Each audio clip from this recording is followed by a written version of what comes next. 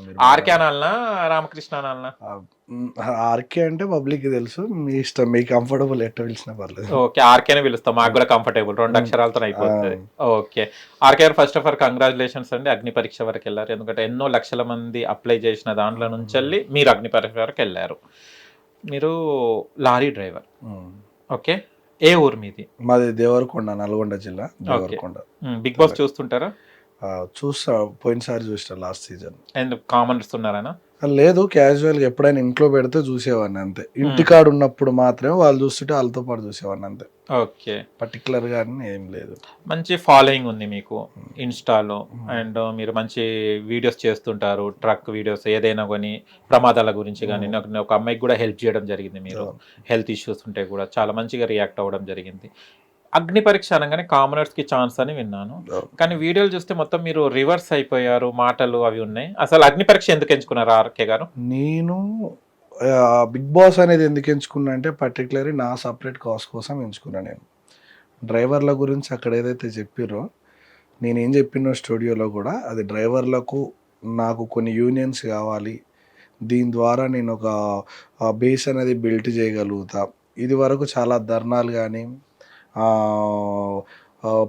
పొలిటీషియన్లను కలవడం కానీ. For example ఇప్పుడు ఎట్లా అంటే, ఒక ఆర్టీసీ డ్రైవర్ ఉంటాడు, ఆ ఆర్టీసీ డ్రైవర్కి ఫర్ ఎగ్జాంపుల్ డ్యూటీలో ఉన్నప్పుడు ఏదన్నా అయితే గవర్నమెంట్ వాళ్ళని ఆదుకుంటుంది, ఎందుకంటే గవర్నమెంట్ వర్కర్ కాబట్టి. మేము ఏంటంటే మాది ప్రైవేట్ లిమిటెడ్, సో రవాణా లేకుంటే దేశానికి అసలు నడవదు. కానీ మాది ప్రత్యేకం అనమాట, సపరేట్.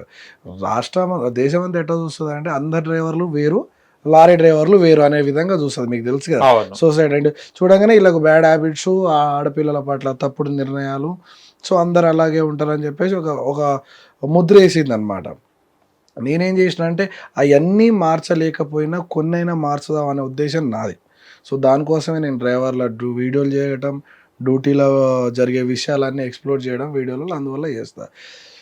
తరచుగా నడుస్తుంటే కొంతమంది యాక్సిడెంట్లో చనిపోయి, ఇప్పుడు డ్రైవర్లు అంటే అందరు పేదోడు, రిచ్ ఎవరు ఉండరు, అందరు పేదోళ్ళు కాబట్టి డ్రైవింగ్ ఇంకా భరించుకుంటే చేస్తున్నాడు. ఉన్నోడు అయితే ఆ ఫీల్డ్ ఎప్పుడు కూడా ఉండడు, బట్ క్విట్ చేస్తాడు, అంత ఉద్రాయి బతుకు నాకు అనుకుంటారు. ఓకే, లేనోడు మాత్రమే ఇంకా తప్పదు, నాకు ఈ ఆప్షన్ ఉంది, ఎందుకంటే అది కత్తులతో సంసారం చేసినట్లు ఉంటుంది ఎంతసేపు ఉన్నా కానీ. డ్యూటీ అనేది, లారీ డ్రైవర్ బతకంటే ఏం లేదు, నిద్రతోటి యుద్ధం చేయాలి. ఎప్పుడు ఎక్కడ ఆగిపోద్దో తెలియని జీవితం అది. ప్రతిదీ ఒకటికి ఒక క్లారిటీ ఉంటుంది, కానీ లారీ డ్రైవర్కి అది ఉండదు. ఇప్పుడు ఈ జర్నీ నేను స్టార్ట్ చేసినా ఇది ఎండ్ అవుతుందా కాదా అన్న క్లారిటీ ఉండదు, అలాంటిది లారీ జీవితం. సో అలా జరిగి చాలా కుటుంబాలు రోడ్డు మీద పడుతుంటే, నాకున్న ఇన్ఫ్లుయెన్స్ తోటి వీడియోస్ చేసి వాళ్ళ కుటుంబాలకు ఎంతో అంత సహాయం చేసే ప్రయత్నం చేసిన. కానీ ఇది ఎంతవరకు చేయాలన్న ఆలోచన నాకు వచ్చింది. ఎంతవరకు చేయాలి, గవర్నమెంట్ కూడా మమ్మల్ని పట్టించుకుంటే బాగుంటుంది కదా. అంటే గవర్నమెంట్ అంటే ఇప్పుడు ఆర్టీసీ డ్రైవర్కి ఇచ్చినట్టు మాకు కూడా పెన్షన్లు కావాలి, జీతాలు కావాలని కాదు. ఇలాంటి పరిస్థితి యాక్సిడెంట్ అయి చనిపోయినప్పుడు, వాళ్ళ కుటుంబం రోడ్డు మీద పడ్డప్పుడు, వాళ్ళ కుటుంబాన్ని ఆదుకునే విధంగా ఏదైనా ఒక స్కీమ్, ఫర్ ఎగ్జాంపుల్ ఆ కుటుంబంలో ఉన్న పిల్లలకు చదివించడం కావచ్చు, వాళ్ళకి ఇల్లు లేకపోతే గవర్నమెంట్ తరపు నుంచి ఇల్లులు ఇప్పించడం కావచ్చు, గవర్నమెంట్ ఆధార్ అనేది ఉండాలని నేను డిసైడ్ అయ్యాను. ఎందుకంటే ఇప్పుడు నేను మ్యారీడే, నాకు 3 ఆడపిల్లలు ఉన్నారు, ఇది తరచుగా పోతున్నారు. రేపు నాకు అదే సిచ్యువేషన్ వస్తే అవతలోడు చూస్తాడా చూడడా, ఏదైనా ఒక్కడితోటే మొదలవుతుంది, మార్చడం అనేది ఒక్కడితో మొదలవుతుంది. ఇప్పుడు ఎవడో చేస్తాడు అనేది ఎందుకు, ఇప్పుడు నాకు కొంత ఫాలోయింగ్ ఉంది, కానీ నేను ప్రయత్నిస్తాను, అవుతుందా కాదు, ఇయ్య లేకపోతే రేపు అవుతుందో, లేకపోతే అవుతుందో కాదు తెలియదు, నేనైతే ప్రయత్నం చేస్తాను. డిసైడ్ అయినా వీలైనంత వరకు కొంతమంది లీడర్స్ని కలిసిన, వర్కౌట్ కాలేదు, ధర్నాలు చేసిన వర్కౌట్ కాలేదు, పోలీసులు వాళ్ళతోటి వీళ్ళతోటి పంచాయతీలేగా ఏది కాని పనికి దేశంలో డ్రైవర్ల పనులే ఉన్నాయా ఇంపార్టెంట్. ఇలాంటి చెప్పేటోడు మేధావి ఉండాలి, ఆడెంత ఎరిపైనా కానీ వాడు పబ్లిక్లో పెద్ద ఫేమ్ అయి ఉండాలి, ఆడు చెప్పింది తింటారు. సో మేము ఒక ముఖ్యమైన లీడర్ని, ఈ పని ఎవరైతే చేయగలుగుతారో ఆ లీడర్ని కలవాలంటే మాకు అర్హత లేదు. అంటే నువ్వు డ్రైవర్వి, నీకు అపాయింట్మెంట్ ఎందుకు ఇస్తాడు చెప్పు, సాధారణ డ్రైవర్ నీకు అపాయింట్మెంట్ ఇయ్యాడు కదా. అలా ఇప్పుడు నా ప్రాబ్లం ఏందో చెప్పుకోవాలంటే ఆడదాకా పోవాలి, నేను ఆడదాకా పోవడానికి అర్హత అడ్డొస్తుంది. అంటే నాకు అంత అర్హత లేదని చెప్పాను సరికి సాధారణంగా ఈ బిగ్ బాస్ అగ్ని పరీక్ష అనేది మధ్యలో వచ్చిందనమాట. ఫస్ట్ నుంచి నా కాస్ట్ వేరు, మధ్యలో వచ్చింది ఇది. ఇక్కడికి వెళ్ళి ఒక గొంతు ఎత్తి దీని నుంచి బయటకు వచ్చిన తర్వాత జనాలు కావచ్చు, మీడియా కావచ్చు, పబ్లిక్ అందరూ కూడా మన మీద మనం చెప్పేది వింటారు, రైట్ వీడు చెప్పేది కరెక్ట్ అని. ఇవాళ 5 మంది వింటారు, రేపు 10 మంది వింటారని ఆశపడ్డా. దాన్ని గవర్నమెంట్ దాకా ఇప్పుడు మీలాంటి కొన్ని మీడియాస్ వచ్చి ఇది కరెక్టే కదా, నువ్వు అడిగేది కరెక్టే కదా అని నేను చెప్పే మాట పబ్లిక్ వినిపిస్తుంది అప్పుడు. సో ఆ ఉద్దేశంతో ఇప్పుడు నేను అక్కడ దాకా వెళ్ళకపోతే మీరు కూడా నన్ను విలవపోదురు కదా, నువ్వెవరో నేనెవరో అన్నట్టు ఉంటుండే. సో ఆడదానికి వెళ్తే నేను ఏదైనా చెప్పగలుగుతానే ఉద్దేశంతో ఆడదానికి వెళ్ళినా. నేను కూడా ఆడిషన్ వీడియో ఇచ్చిన, 1 minute పెట్టిన. కానీ దానికన్నా ముందు బిగ్ బాస్ కి నేను వెళ్ళాను ఒక వీడియో కూడా చేశారు మీ ఇన్స్టాలో. అవును, బిగ్ బాస్ కి రాదు మనకని కూడా చెప్పినండి. అంటే ఈ ఐడియా నాకు కొంతమంది చెప్పిన తర్వాతనే ఆ వీడియో చేసిన నేను.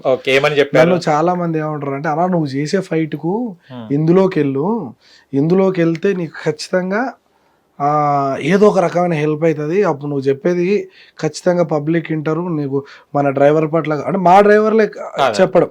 అలా వెళ్తే మనం ఎందుకంటే మా గురించి నువ్వు మాట్లాడుతున్నావు కదా, వాళ్ళకి వెళ్తే ఇంకా కొంతమంది వింటారు, మన మీద ఒపీనియన్స్ మారుతాయి, మనం పడే కష్టానికి డ్రైవర్లకు గురించి పబ్లిక్ చెప్పినట్లు ఉంటుంది. సో వాళ్ళకి వెళ్ళన్నా అని తరచుగా చాలా మంది అంటుంటే నేను చెప్పిన ఆడికి, వాళ్ళు మనల్ని తీసుకోర్రా భయ్, అదంతా వేరే ఉంటుంది. ఎందుకంటే బయటికి తెలిసినంత వరకు అయితే డ్రైవర్, నేను ఇంకో ప్రపంచం ఉంది నాకు, దానికి వేరే రూట్ ఉంది. నేను అన్ని ఇక్కడ ఏం జరుగుతాయి అన్నీ తెలుసు నాకు, అన్నీ తెలుసు నాకు. నేను 2018 నుంచే డ్రైవర్ని, దాని ముందు ఎడబెట్టిన అది వేరే కథ ఉంది నాకు. మా నాయన ఈ స్టేజ్ అక్కడ అది కూడా ఉంటుంది, మేబీ ఎడిటింగ్ ఉంచుతారో తీస్తో తెలియదు. మా డాడీ గురించి కూడా అడిగిరు వాళ్ళు. అయితే ఇక్కడికి వెళ్తే మనకు ఆన్సర్ దొరుకుతుందని చెప్పడం వల్ల వాళ్ళు మనల్ని తీసుకోవాలని ఆ ఉద్దేశంతో తీసిన వీడియో. ఇంకోటి ఛాలెంజ్ కూడా చేసిన, ఎవడన్నా టైటిల్ విన్నర్ ఉంటే రాండి, ఓ 10 రోజులు నాతో పాటు సంసారం చేయండి, పోదాంపా ఒక ట్రిప్ పోయి చూసి వద్దాం, అప్పుడు తెలుస్తుంది కదా క్లారిటీగా. బిగ్ బాస్ హౌస్ కంటే క్లిష్టమైనది నా డ్యూటీ అనే ఉద్దేశంతో చేసిన నేను ఆ వీడియో. దాని తర్వాత ఇంకా చాలా మంది చెప్తున్నారు, ఏం కాదు చెయ్యి చెయ్యి చెయ్యి అన్నారు. చెయ్యి అంటే చెప్పలేం, వస్తే రాని, లేకుంటే లేదు, పెట్టనైతే పెడదాం అనుకున్నా. 0 hope తోటి 1 minute వీడియో, వాళ్ళు 3 minutes అన్నారు, నేను 1 minute వీడియోనే విన్నా. కానీ మీరు విన్నర్స్ కావాలంటే కూడా మీ పక్కకు కొంతమంది కామెంట్స్ పెట్టారు కదా, పల్లవి ప్రశాంత్ పిలుచుకోండి, ఆయనతో జర్నీ చేయండి అని. అంటే మీకు హోప్స్ పల్లవి ప్రశాంత్ వాళ్ళతోని అండ్ కళ్యాణ్ పడాలా ఏదైతే ఉందో, వాళ్ళు విన్నర్ అవ్వడం వల్ల కామనర్స్ గానే, వాళ్ళు కూడా కామనర్ గానే వచ్చి విన్ అయ్యారు కదా, వాళ్ళ మీద ఏమైనా హోప్స్ ఉంటే మనకు కూడా తీసుకుంటారన్న హోప్ వచ్చిందా? లేదు, నాకు అలాంటిది. ఇప్పుడు పల్లవి ప్రశాంత్ ఎట్టబోయిండో నేను చూసిన, అప్పుడు కామనర్ అనేది లేదు, సెలబ్రిటీస్ మధ్యలో ఈ అబ్బాయి కామనర్ పోయిండు. అది ఎలా పోయిండో కూడా అది తెలిసిన విషయం, మాట్లాడకూడదు కూడా. ఎట్ట పోయిండు ఇప్పుడు నేను కూడా బాగుండదేమో చెప్తే, చెప్పండి. నేను నా లారీ డ్రైవర్ అన్నా, నాకు క్లచ్ ప్లేట్లు పోయినాయి అన్న, టైర్ వలిగిందన్నా, నేను కూడా చెప్పగలుగుతా. కానీ అట్లా కాదు, అది వేరే విషయం.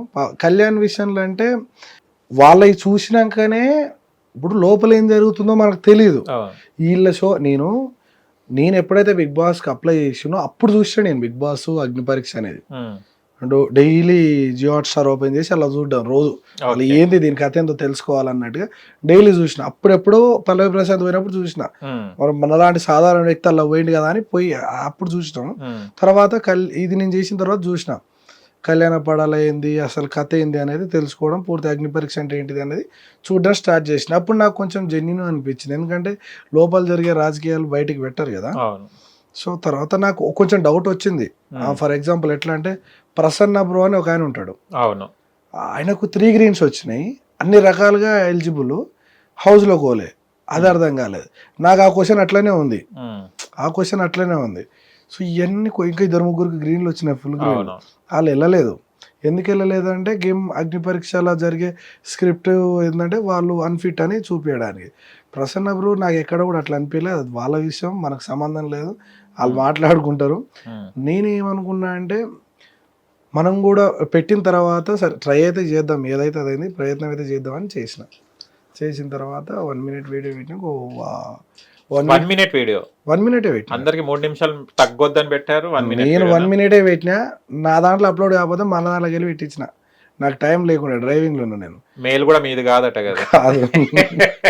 నా దాంట్లో అయితే లేదు, నేను డ్యూటీలు ఉంటాయి కదా, కొన్ని సర్వర్ ఇష్యూస్ ఉండి రాలే. లాస్ట్ రోజు July 20th రోజు పెట్టిన నేను 1 minute వీడియో. నాకు చాలా మంది చెప్తున్నారు, అరే అలా లాస్ట్ డే కదా, మాకంటే ఒక కమ్యూనిటీ ఉంటుంది కదా డ్రైవర్, చెయ్యన్నా ఏమైతుంది, పెట్టినాడే పెట్టలేదురా అంటే, పెట్టన్నా ఏమైంది పెట్టాను అన్నారు. సరే అని లాస్ట్ డే 3 గంటలకు 4 గంటలకు పెట్టినా. ఒక 1 minute వీడియో తీసి ఎడిటింగ్ ఏం లేదట, మా ఓన్ క్లీనర్ కానీ కెమెరా తెచ్చి నేను నా పేరు రామకృష్ణ, నేను ఒక లారీ డ్రైవర్ని. సాధారణంగా అందరు కామనర్స్కి అవకాశం ఇస్తారు, నేను కొన్ని చేయాలనుకుంటున్నా, దానికి అవకాశం ఇస్తారనుకుంటున్నా అని చెప్పేసి సింపుల్గా పెట్టినా. నేను ఇది నాకు అతిదని పెట్టినా. ఏం చెప్పలే, నేను ఇంత టాలెంటెడో నేను ఇది కథ అని చెప్పలే. జస్ట్ మిమ్మల్ని సెలెక్ట్ చేసుకునేటోడు చాలా లేజీ ఫెల్ ఉన్నట్టు మినేది దొరికింది కదా అని సెలెక్ట్ చేసి అయితే నేను చేసిన పెట్టిన అంతే. మ్యాటర్ ఎంతో సోల్ ఏం చెప్పలేదు. నేను ఏం చేయాలనుకుంటున్నానో గెలిచిన తర్వాత చెప్దాం అనుకుంటున్నా, గెలిచే అవకాశం ఇస్తే చాలు అనుకుంటున్నా. నేను పెట్టేసిన, పెడితే అది సెలెక్ట్ చేసారు, మీరు సెలెక్ట్ అయ్యారు. ఎన్ని డేస్కి వచ్చింది మీరు అప్లోడ్ చేసిన తర్వాత? వారానికో 7-8 days అవుతుంది. నేను షాద్నగర్లో ఉన్నప్పుడు వీడియో పెట్టినా. ఓకే. నేను ఒంగోలులో ఉన్నప్పుడు వచ్చింది నాకు. చెన్నై పోయి అంటే నాకు అవే ఐడియా ఉంటాయి. నేను చెన్నై పోయి అన్లోడ్ చేసి లోడ్ ఎత్తుకొని మళ్ళీ ఒంగోలు వచ్చి అక్కడ అన్లోడ్ చేసి లోడ్ ఎత్తుకుంటుంటే వచ్చింది కాల్, సార్ మీరు ఇట్లా నెక్స్ట్ లెవెల్కి సెలెక్ట్ అయ్యారు, సో మీరు సిగ్నల్ ఉన్న చోట ఉంటే నేను మీకు జూమ్ కాల్ చేస్తా, మనం మాట్లాడుకుందాం 40-45 minutes, మీ గురించి అన్ని చెప్పాలని అన్నారు. సరే ఓకే అని చెప్పిన. అప్పటికి హోప్ ఏం పెట్టుకోలే, బాగా నిద్రలో ఉన్నా.